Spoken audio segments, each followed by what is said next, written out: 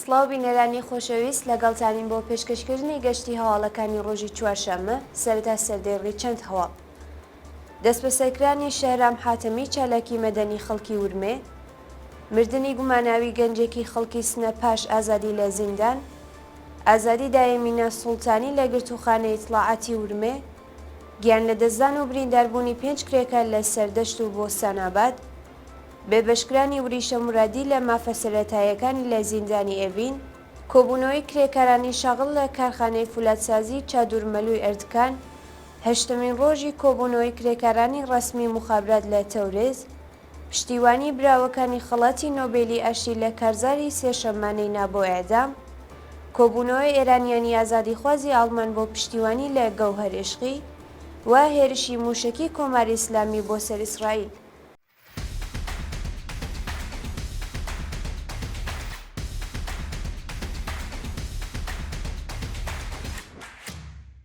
درێژەی هەواڵەکان دەست بە سەرکرانی شەهرام حاتەمی چالاکی مەدەنی خەڵکی ورمێ. ڕۆژی یەکشەممە هەشتی ڕەزبەر شەهرام حاتەمی چالاکی مەدەنی خەڵکی ورمێ لە ئەنجامی هێرشی هێزە ئەمنیەتیەکانی کۆماری ئیسلامی بۆ سەرماڵەکەی بەبێ بەڵگەی قەزایی دەست بەسەرکرا.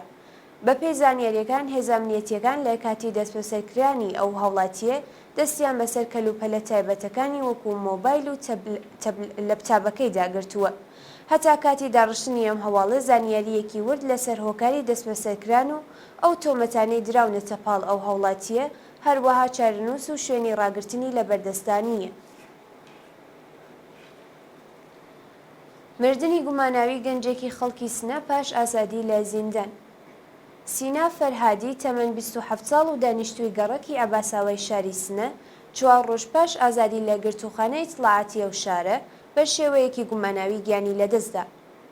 سینا فەرهادی پێشتر ئەنجامی یەکێک لە حیزبە ڕژیم بووە و پاش ڕادەستکردنی بە کۆماری ئیسلامی دەست بەسەر و ئەشکەنجە کراوە. ئەو هەوڵاتیە پاش ئازادی لە زیندان تووشی جەڵتەی دڵ بووە و بە شێوەیەکی گوماناوی گیانی لەدەستداوە. ئازادی دایەمینە سوڵتانی لە گرتوخانەی ئیتڵاعاتی ورمێ. ڕۆژی سێشەممە دەی ڕەزبەری 1403 دایەمینە سوڵتانی دایکی شەهریار موحەممەدی لە گیانبەختکردوانی شۆڕشی ژینە لە شاری بۆکان بە دانانی وەسیقە لە گرتوخانەی ئیتڵاعاتی ورمێ ئازاد کرا. دایەمینە سوڵتانی ڕۆژی 21 خەرمانانی 1403 و هاوکات لەگەڵ سەڕۆژی قەتڵی حکوومەتی ژینە ئەمینی و دەستپێکی بزوتنەوەی ژن-ژیان ئازادی لەلایەن هێزە ئەمنیەتیەکانەوە دەست بەسەر و ڕاگوێزی گرتوخانەی ئیتڵاعاتی ورمێ کرا. لە ڕۆژانی ڕابردوو دایکانی دادخوازی ئێران و بنەماڵەی بریندارەکانی شۆڕشی ژینە پشتیوانی خۆیان لەو دایکە دادخوازە دەربڕی بوو و خوازیاری ئازادی بێشرت و مەرجی بوون. گیان لە دەستدان و برینداربوونی 5 کرێکە لە سەردەشت و بۆستاناباد. ڕۆژی سێشەممە دەی ڕەزبەری 1403 5 کرێکە لە شارەکانی سەردەشت و بۆستاناباد تووشی ڕووداوی کار هاتن و 2 کرێکار گیانیان لەدەستدا و 3 کرێکاری دیکەش بریندار بوون. بە پێی زانیاریەکان کرێکارێکی بیناسازی لە شاری سەردەشت بە ناوی ناسر لە کاتی کارکردندا بەهۆی ڕووخانی سەقفی خانوویەک بەسەریدا گیانی لەدەستداوە. لەلایەکی دیکەوە بەهۆی تەقینەوە لە یەکێک لە مەخزەنەکانی کارگەری سازی شاری بۆستانئابادی سەر بە پارێزگای ئازەربایجانی شەرقی کرێکارێک گیانی لەدەستداوە و 3 کرێکاری دیکەش بریندار و ڕەوانەی نەخۆشخانە کراون. بێبەشکرانی وریشە مرادی لە مافە سەرەتاییەکانی لە زیندانی ئێڤین. وریشە مرادی بەندکراوی سیاسی خەڵکی سنە پاش 1 ساڵ لە تەکلیفی لە زیندانی ئێڤین لە مافە سەرەتاییەکانی وەکو دەستڕاگەیشتن بە پارێزەر و پەیوەندی و چاوپێکەوتن لەگەڵ بنەماڵەکەی بێبەشکراوە. وریشە مرادی لە ڕێکەوتی دەیگەلاوێژی ساڵی 1402 لەلایەن هێزە ئەمنیەتیەکانەوە دەست بەسەر و بۆ زیندانی ئێڤین ڕاگوێزرا. قازی سەڵاواتی سەرۆکی لقی 15 دادگای ئینقلابی چاران مانگی گوڵانی ئەمساڵ ئەو بەندکراوەی لە پەیوەندی تەلەفۆنی و چاوپێکەوتن لەگەڵ بنەماڵەکەی بێبەش کرد. یەکەم جەلسەی دادگایکردنی وریشە مرادی لە ڕێکەوتی 27 جۆزەردانی 1403 بەڕێوەچوو جەلسەی دووهەمی بەهۆی بەشداری نەکردنی ناوبراو هەڵوەشاوەتەوە. کۆبوونەوەی کرێکارانی شاغڵ لە کارخانەی فولادسازی چادورمەلووی ئەردکان. کرێکارانی شەغڵ لە کارخانەی فولادسازی چادورمەلووی ئەردکان ڕۆژی سێشەممە دەی ڕەزبەر لە ناڕەزایەتی بە جێبەجێنەکردنی داخوازیەکانیان دەستیان لە کارکێشایەوە مانیان گرت.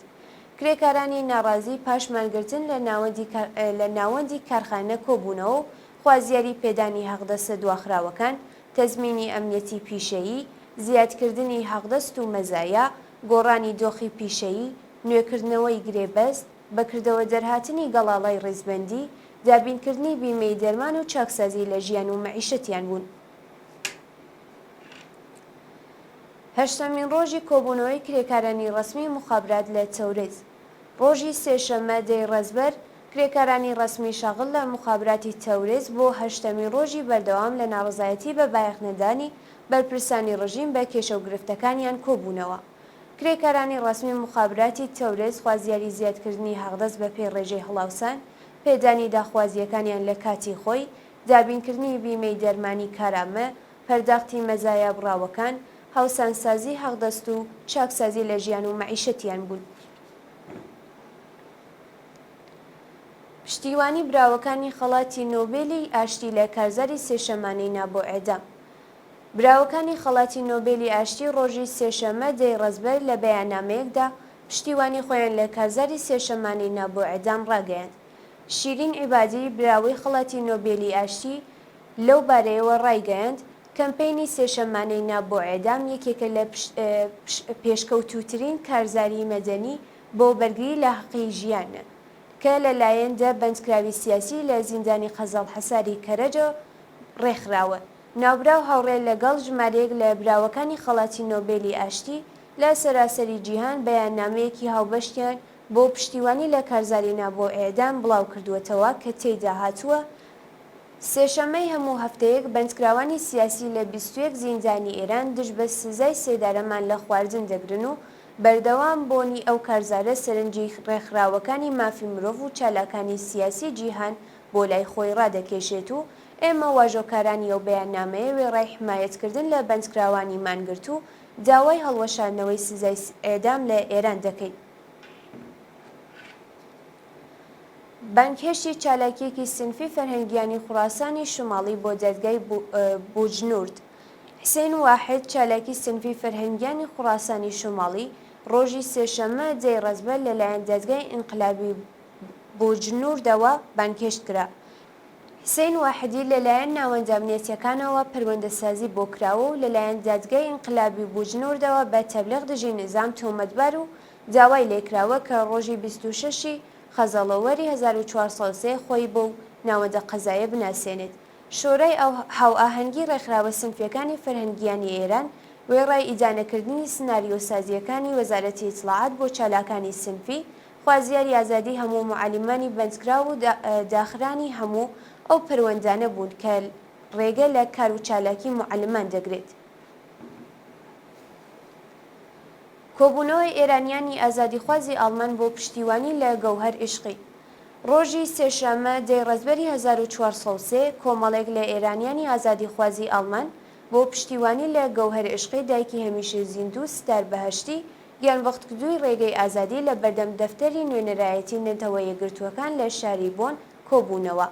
گەوهەر عیشقی دایکی دادخوازی ستار بەهەشتی پاش دەستبەسەرکردنی دایەمینە سوڵتانی دایکی شەهریار موحەممەدی بڕیاریدا کە دژ بە ئەزیەت و ئازاری بنەماڵە داخوازەکانی ئێران لەلایەن حکوومەتەوە لە بەردەم نوێنەرایەتی نەتەوە یەکگرتووەکان لە تارانمان بگرێت. هێزەکانی وەزارەتی ئیسلاحات ئەو ڕۆژەی بڕیاری بووە گەوهەر عیشقی لە ماڵ بچێتە دەرەوە، خانووەکەیان گەمارۆدا و ڕێگەیان نەدا کەس سەردانی بکات. بەو بۆنەوەیەوە کۆمەڵێک لە ئێرانیانی ئازادیخوازی ئاڵمان بۆ ماوەی 6 ڕۆژ لە بەردەم دەفتەری نوێنەرایەتیەکان لە شاری بۆن کۆبوونەوە پشتیوانی خۆیان لە بنەماڵە داخوازەکانی ئێران دەربڕی. هێرشی مۆشەکی کۆماری ئیسلامی بۆ سەر ئیسرائیل. ئێوارەی ڕۆژی سێشەممە دەی ڕەزبەری 1403 سوپای پاسدارانی کۆماری ئیسلامی بە زیاتر لە 180 موشک هێرشی کردە سەر ئیسرائیل و بۆ هۆیەوە کرێکارێکی فەلەستینی لە کەرانەی باختەری گیانی لەدەستدا و 3 شارومەندی ئیسرائیلیش بریندار بوون. بەپێی هەندێک سەرچاوەی هەواڵ بنکەی هێزەکانی هەشتی شعبی لە ئەبوو کەماڵ کراوەتە ئامانج و هاوکات هێرشێکی چڵ کراوەتە سەر گەڕەکی زاحیەی بەیروت. بە وتەی بەرپرسانی وەزارەتی بێداشتی لوبنان لە هێرشەکانی شەوی ڕابردوو بەلایەنی کەم 55 کەس گیانیان لەدەستداوە و 97 کەسی دیکەش بریندار بوون. هاوکات دوو کردەوەی تەرۆریستی لە تل ئاوی ڕووی داوە و هێرشبەرەکان بە چەک و چەقۆ 4 کەسیان کوشتووە و حەڤەی تریان بریندار کردووە.